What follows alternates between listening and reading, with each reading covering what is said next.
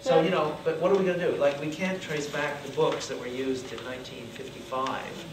You know, when a photograph is taken from a book, we can't trace that all back. So that it's all a matter of scale, right? And what we should do at what time and when. And see, yeah, I mean, one of the interesting things about the library that I find in this institution, and actually a number of slides sitting around in other people's offices as well, is that the bottom line is that under the strict provisions of the Copyright Act, what's going on in this institution is offside. No question about it. Y'all don't have the right licenses in order to enable the kind of use that's being engaged in here.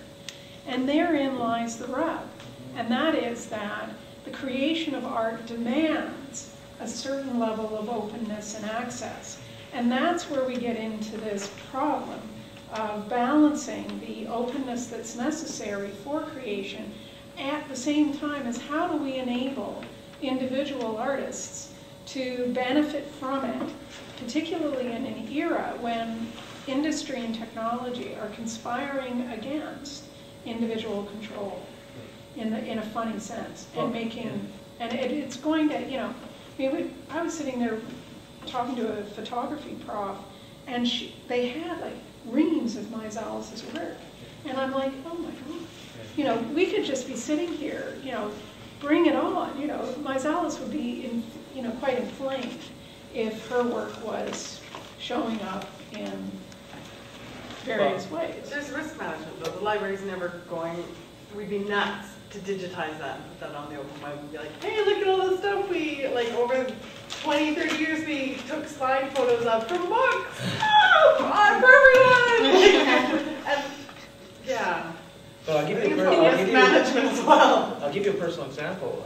I wrote a book that was published by MIT 3 or 4 years ago, and there are somewhere in the range of, you know, between 30 and 50,000 PDFs out there of the book. It's been scanned, and scanned well, by the way. I downloaded one of the PDFs and wow, it's a better copy than I have. So the issue for me is an interesting one. You know, actually, I don't mind. There are, I mean, if out of that there are what 300 people that actually read it, great. See, but that's me. Like, I don't care. See, and so I freely put all the stuff I write up on the web, and I have since the web started in the early 90s, making most essays freely available that otherwise would have been, you know, in collections and so forth. I don't care. And I think that at the end of the day, most of the interesting artists I know, and most of the top artists I know, don't care either. As long as there's some way of keeping some income happening and it's not all crashing down, you know, one needs to be pretty flexible about this. I mean, I think with the nature of digital files and the movement of files across networks and the use of BitTorrent, all that stuff raises really important issues for you guys, because if you're going to, you know, invest time making a film or whatever it is that you're doing, and then it's used and abused in a way, you have to make a kind of personal decision. It's easy to talk about the stuff at the copyright level that you want to have access to. Wait until the stuff that you create is accessed by somebody else. And you say, well, you know, maybe I'm not, maybe I want to get a part of that. And then you're in the conflicted situation of having to make a decision that you've made very freely for others, but not for yourself. So be aware that it's a treacherous territory. But I think the best word that describes all of this, which is, I think, from a legal perspective, perhaps the most difficult word, is the word contingent. All of this is contingent. It's contingent on so many variable factors that come into play at any given time. And, you know, it's sometimes better to bathe in contingency than to bathe in absolutes. And I think that was the original impulse in writing this policy in this way. Keep it contingent, keep it open such that, you know, that this discussion will be repeated many times. Sorry, you had a question. I was just wondering, it's not really based on much, but I was wondering, does the school reserve the right to use any work produced here to promote the school? Like, no, it doesn't. It would always seek permission. Okay. So you know, like Brenda Draney, who was a master's student here, has won the RBC award recently, the 25 grand. Has an exhibition up at Edmonton that the critics are raving about. Is selling her work very early on. Her career for a lot of money and so forth.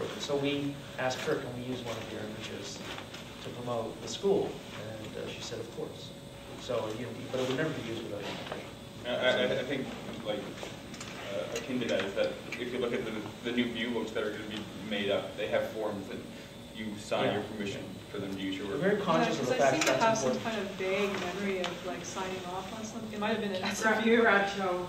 Maybe, yeah. Maybe grad show, Read you might have what signed signed off for on grad show.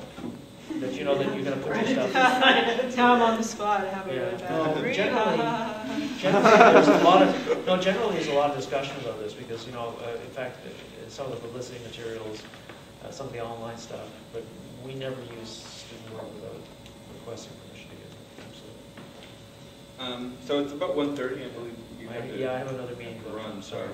I did have another couple of questions, but things kind of went the way they do. But that's contingency. Thank you very much.